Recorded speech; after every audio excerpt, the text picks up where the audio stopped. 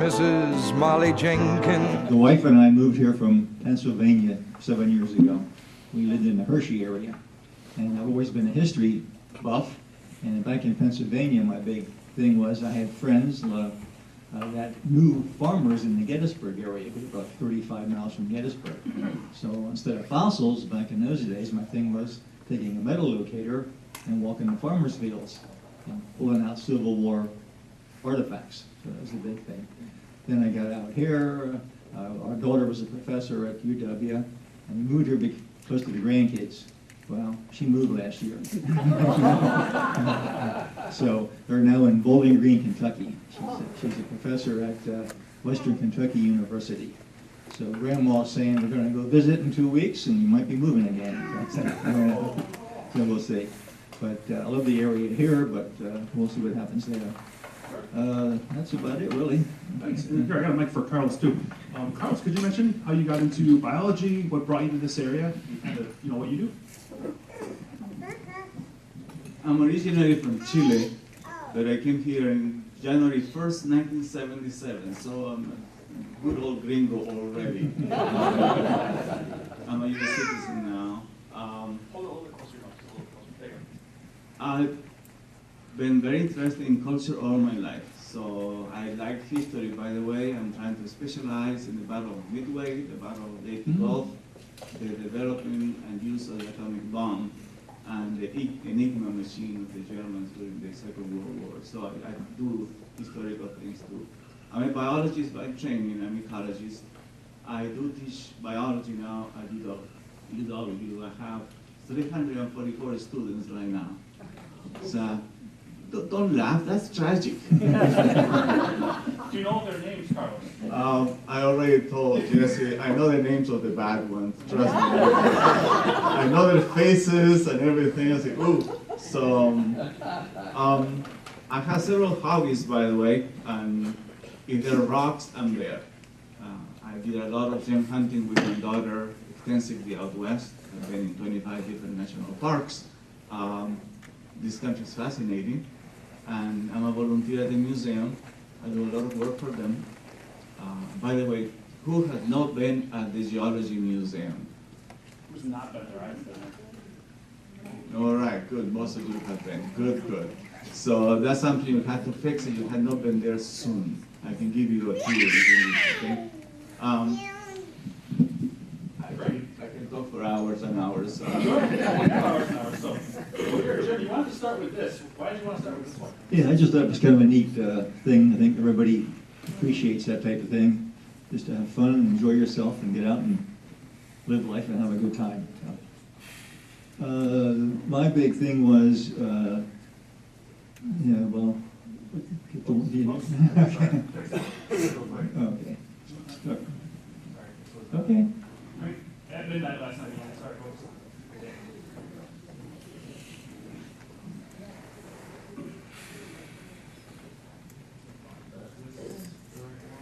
February 1st. No. Sorry. No, you still. Why don't you just tell the story? Okay. Well, okay.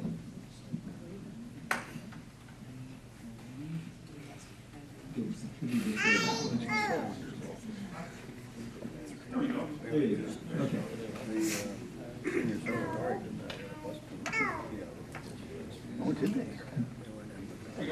When Jesse and I were talking, he asked how I got into this, and I told him that my Civil War collecting days, and this is how it all began for me 3 years ago.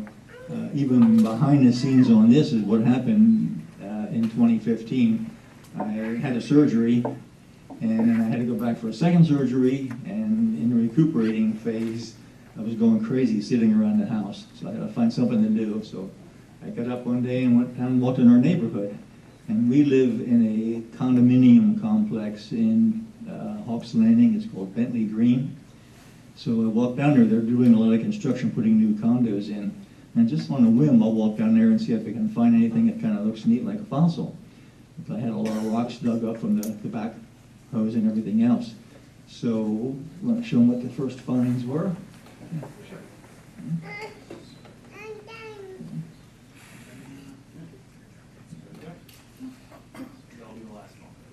Okay. Okay, that's what I found. Nothing really, really big, but it was kind of neat just to even find something at all. So they're little brachiopods. And I just got done reading a book, interesting, we would call it the tongue twister seashells by the seashore. That's what that came from.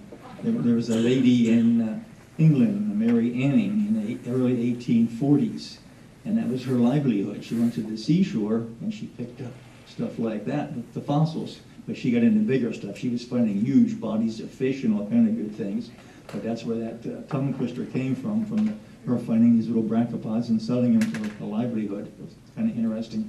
And then Jesse was neat. He put the quarter beside it to just give you some idea on the scale of how small they are, but that's some smaller brachiopods. The big thing to me was, what did it look like here 400 to 500 million years ago?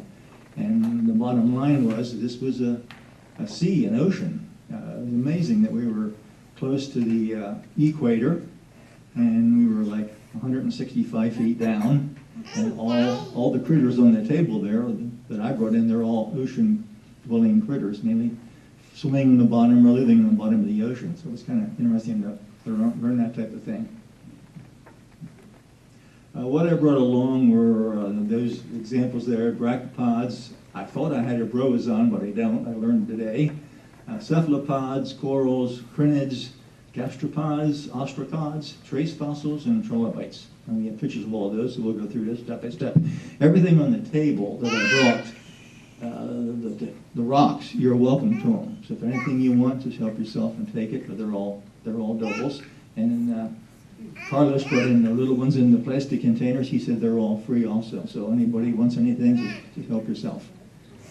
Carlos, are these pretty common Wisconsin fossils? Oh, yes. Yeah. Oh, Yes, they're very common. Just got to find them. Okay. I thought everybody knows what a fossil is, but just for the heck of it, you can read here and see what happens to become a fossil. The different steps to get to that point. A fossil is anything that allows you to say with certainty that something alive was there before. So it could be the bone, it could be some kind of impression, a track, loose teeth, or it could be scratches or holes drilled by other organisms. Anything that says, okay, something alive was here before.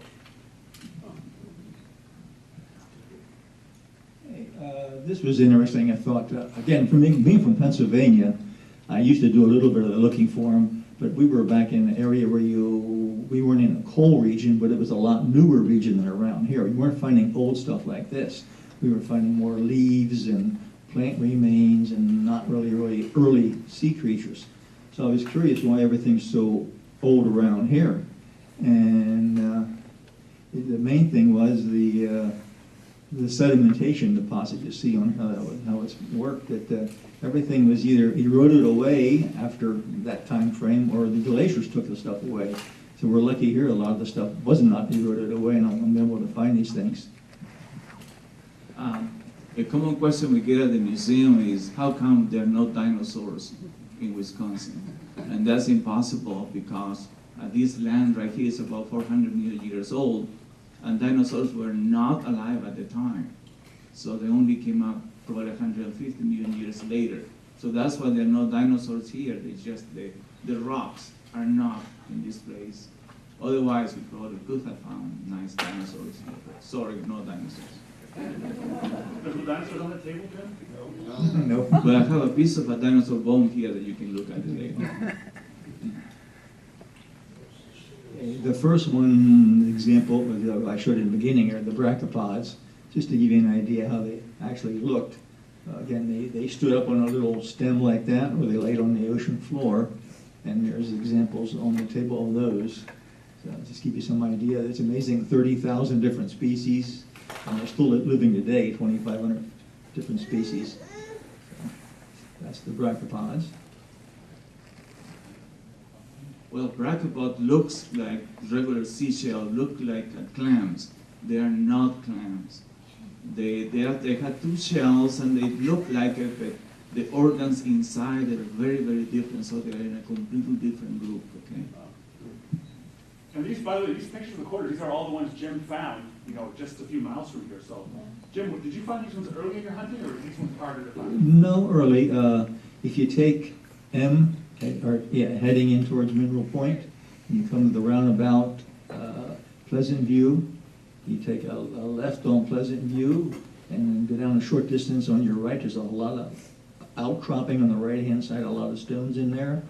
And I was just out on Tuesday, and I found some more coral. There's a lot. It's just laying there. It's laying on the ground, and you just go around and kick it and look for the stuff laying there, and you can find some really neat things. I found a lot of coral, a lot of brachiopods, just interesting things, and it's obvious and it's plentiful.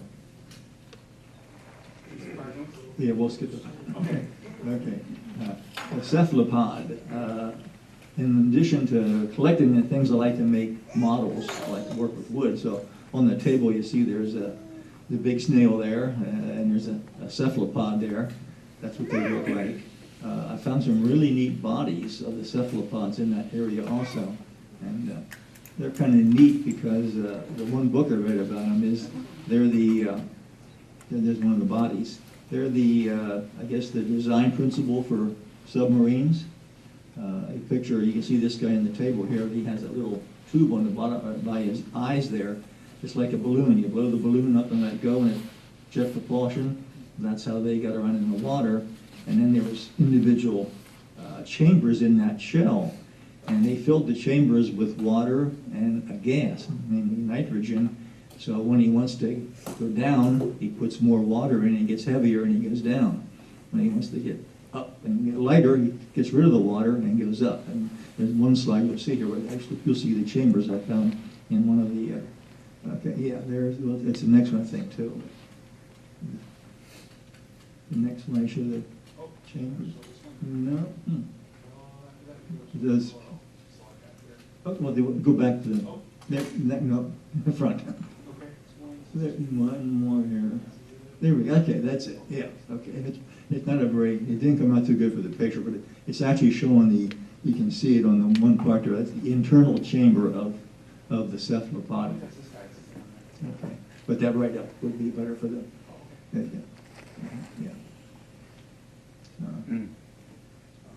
These critters were, imagine a octopus and add a shell up to it. So that's basically the body is just like an octopus.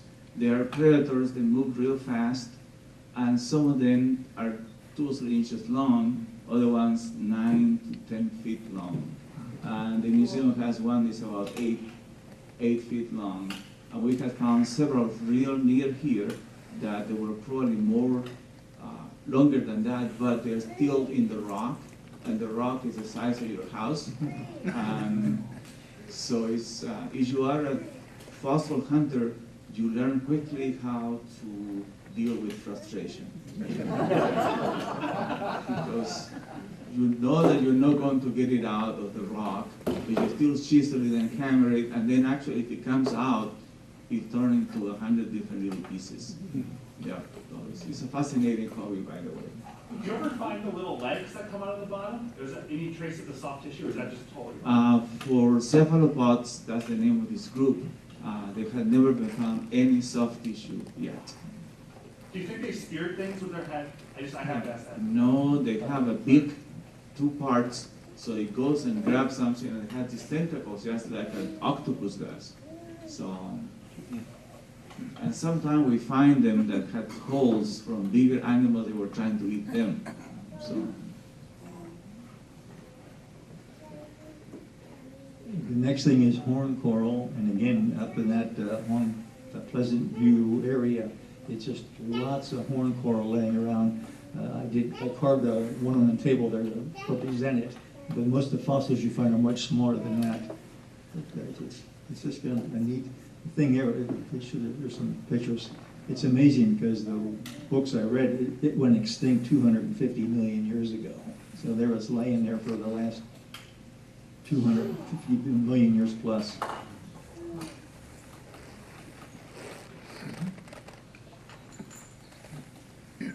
Crinoids, I never found a complete one. You find a lot of what says on there, the column or the stem. I find pieces of those, but I've never found the top part with their head yet. But it's still fun looking, but you do find the stems once in a while, and you'll find them a lot of times mixed together with other fossils. I've found them with gastropods and with snails and that type of thing. So it's like they're all living together at one time and dying together, and that's how they formed. There's the stem on the right-hand side and the impression on some of the seafloor. So what makes these plants and not animals? That's a dumb question, but they look like plants to me. They're animals. Imagine a sorry, starfish. Now put it upside down. Now add a stem attached to the ground, and it looks like a flower. There are some they're still alive, and we call them sea lilies. They look like flowers, but they're animals. They are relative to the sea urchins and the starfish and that type of things.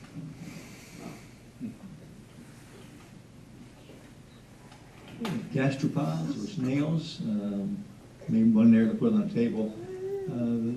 They're kind of neat to find. I get a picture there of the big one. It's a pretty good size one. Again, and the same thing, in my neighborhood, walked down one day, and the wife wanted me to bring home like a flat rock to bring home for decoration. So I picked it up and brought this flat rock home, and I got it home. On the bottom, I could feel an indentation. So when I took the hose to clean it, he popped out. So she didn't get her rock. So he went up in my collection out in the flower bed, but it was right down the street. Did you go back to grab another rock for your wife? Oh, many a rock. He said, but the 5-gallon bucket's a lot of carrying. Carlos, as a biologist, are these very similar to the snails we have today? Are they the same thing? Or did one delete the other? Or?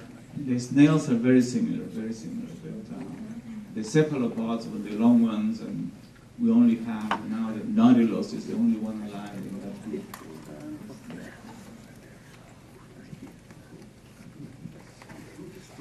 Okay, ostracods, little guys. I find them pretty frequently, again, in the area, but it's hard to tell sometimes because you don't know if they're what they really are, but the little bumps you'll see on the rocks, then I find them as ostracods. You'll see the picture.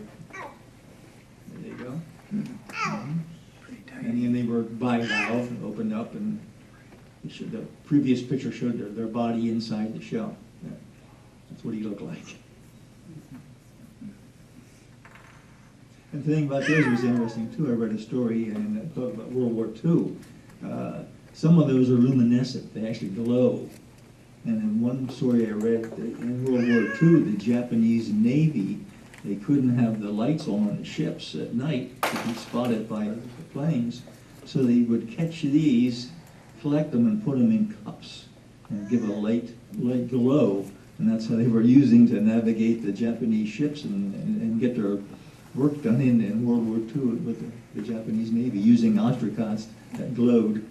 It's kind of neat. Okay, these guys I like.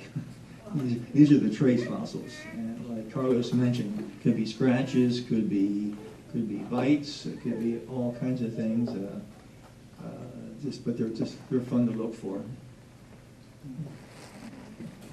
And these were burrows. You have your ones back here too. Do you want to show? Oh, sure. Camera? Yeah. Yeah, you bet. I just found these on Tuesday, the small burrows, but I have some larger ones also.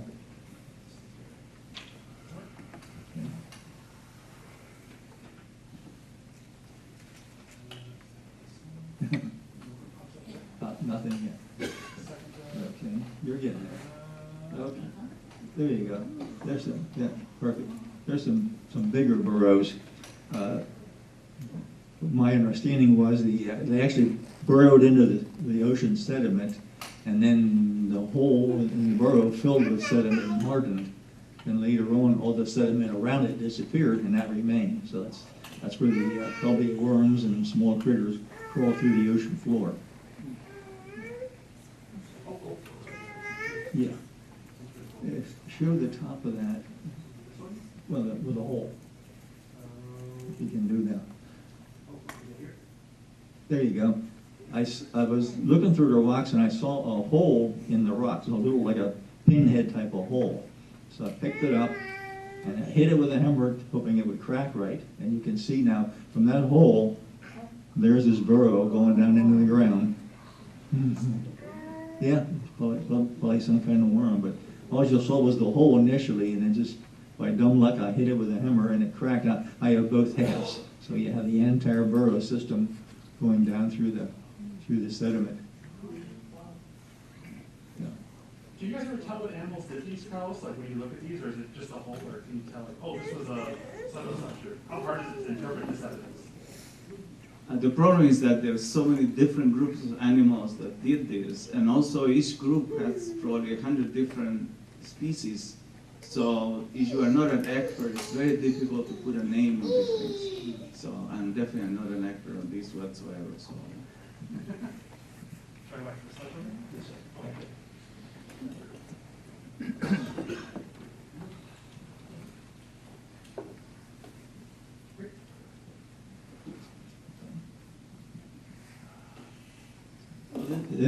This is a body, which is kind of neat, and again, from what I've read, like the cone-shaped body, he died, and some other critter got in there and ate parts of the body, and you can see the lines on it. That's a trace of the actual critter eating his body, and then fossilized. Okay. What is this? Yeah, okay, you see the same thing. See the little squiggly lines on the different brachiopods and shells? They were being eaten by something. Those little squiggly lines were an actual erosion or eating process of the shells when they died. Okay. This is not a Corona one, but Jim showed me this one and said, can you guess what this is? So I had the kids guess. I don't know if anyone in the room has a guess to what that trace fossil is. Duncan, what is that? Yeah, tell me what it is, Jim. Coprolite. Who? That's a trace fossil too, huh? Oh, definitely. Okay. Do you have that sample here? I could get you one real fast if you have 5 minutes.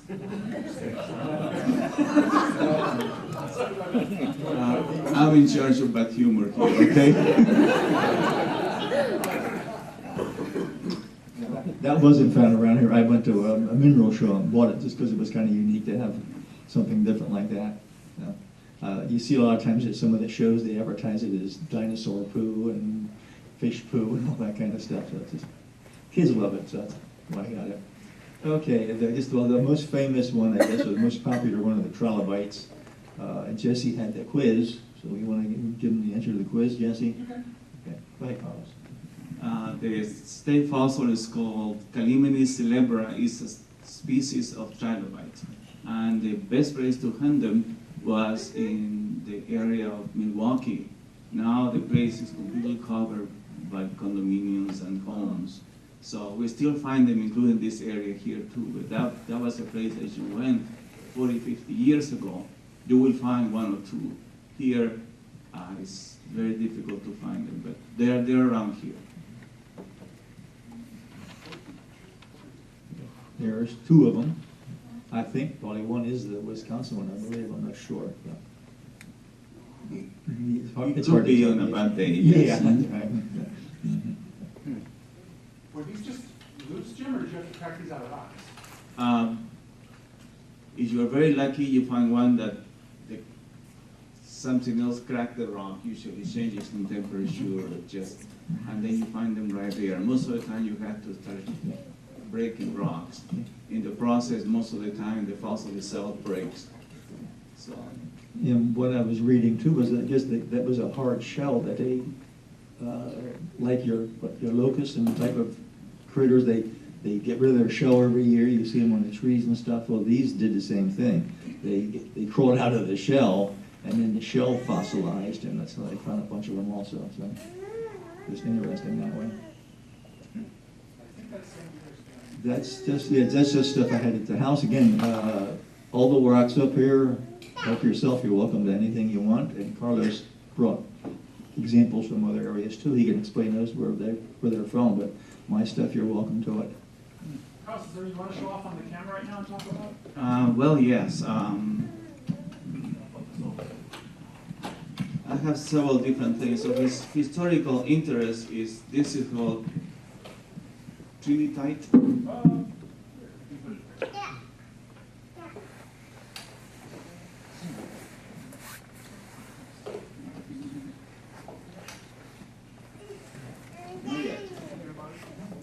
He's taking a vacation. There. This is not really pretty. Actually, they are really ugly. They are the melted ground from the first atomic explosion in Trinity Site, New Mexico.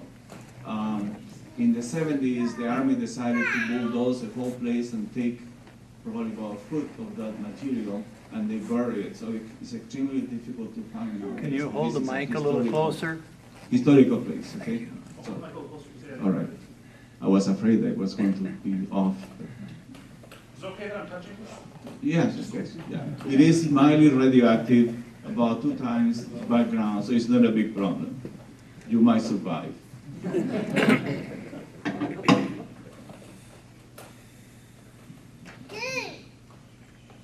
Yeah.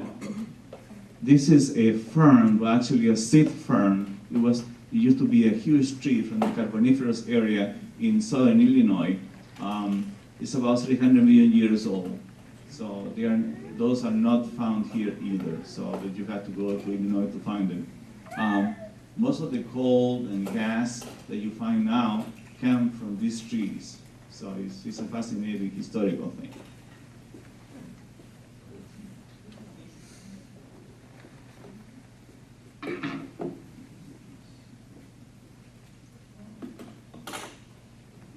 It doesn't look very nice. This is ammonite. It's relative of those long cephalopods you find here. It's also a cephalopod. They have these tentacles and the shell. The shell itself is a genetic material. My daughter found this in Alberta, Canada. They are absolutely fantastic. When you come to the front, then you can probably see them better. It has a lot of color. That's not the best one we have. Sometimes she doesn't want me to take. I'm the curator for her collections, basically. I hope you can see this one, okay?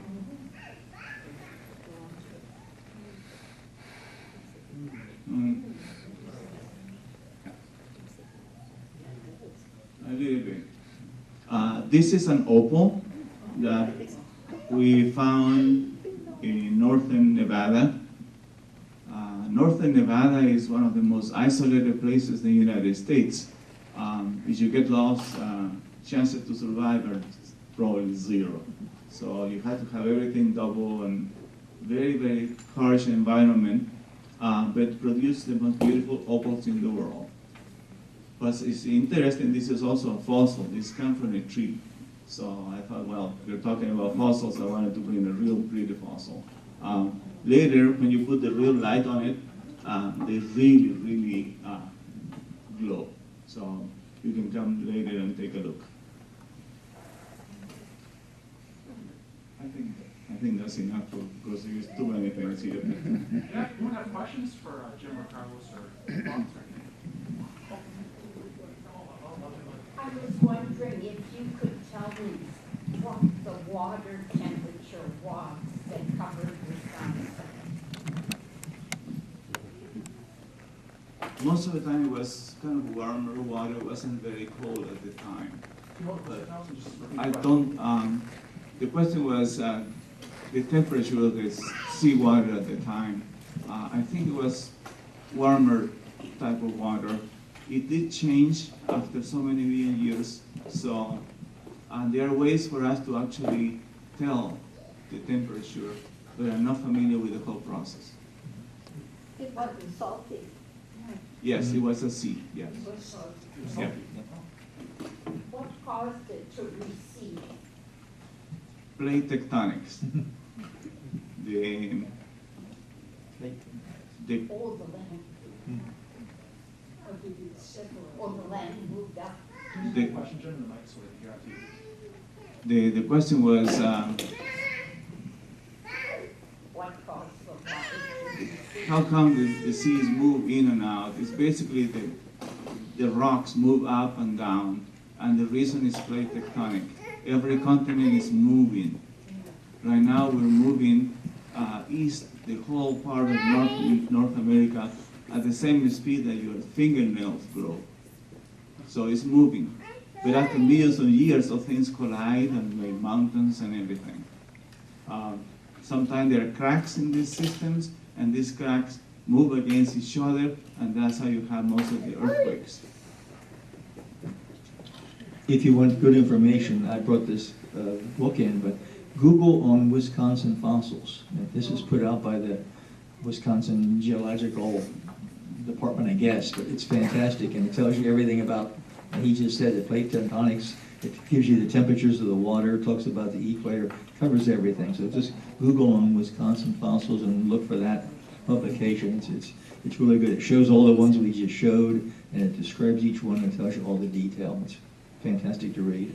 There's also a website called Wooster, W-O-O-S-T-E-R, Geologist, and it's at Worcester College in Ohio. And I go to that all the time because he keeps a running account of the last 5-10 years of his monthly publications, and it goes into everything. It's just all his field trips, all his studies, his students' finds, and every kind of fossil you can think of is listed out there and described. So it's a great website. Was only Wisconsin that was covered by the sea, Illinois too? Mhm. Yeah, there's pictures in the book of that also, showing the entire area how it was covered, and it came and went like 5 times or so, off and on over the millions of years. Just amazing. I was wondering, on this, for example, the cephalopod with only the hard shell you have, how do you know what the soft tissue is like? Is that if you don't have any records yet? There are still cephalopods alive. So we had the nautilus, and then we had the octopus. So we do comparative anatomy with what's still present nowadays, and then we extrapolate that to the older ones. And there are some of a different group that some parts are preserved. So we have a squid at the museum that the tentacles are preserved, and even the ink sac is already present there with a black blob there. So we do that extensively, these comparisons. Modern paleontology is heavily into mathematics and modeling to be able to make these comparisons. So it's kind of disappointing when you get a newer book on this subject and you open it up and you see more equations than picture of pretty fossils. Great. One last question for you guys. I want to know, Jim, what's your favorite one you found? And Carlos, what your favorite fossil is and why?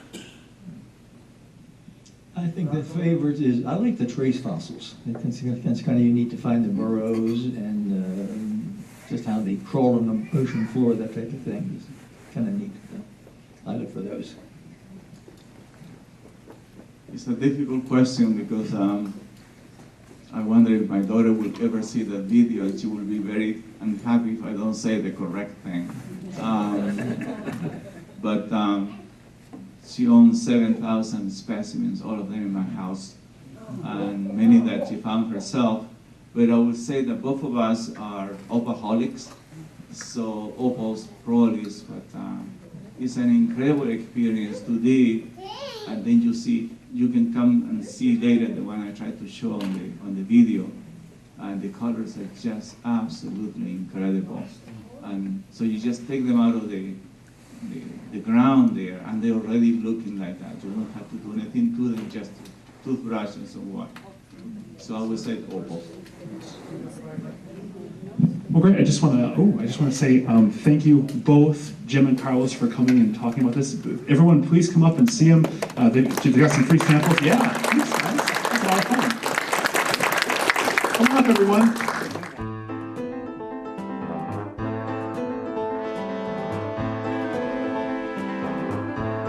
Mrs. Molly Jenkins sells her wares in town. Saturday